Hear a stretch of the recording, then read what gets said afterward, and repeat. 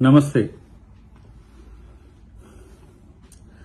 తెలంగాణ ప్రభుత్వం మీద కామెంట్ చేయడం అనేది ప్రతి ఓడికి ఒక పరిపాటి అయిపోయింది.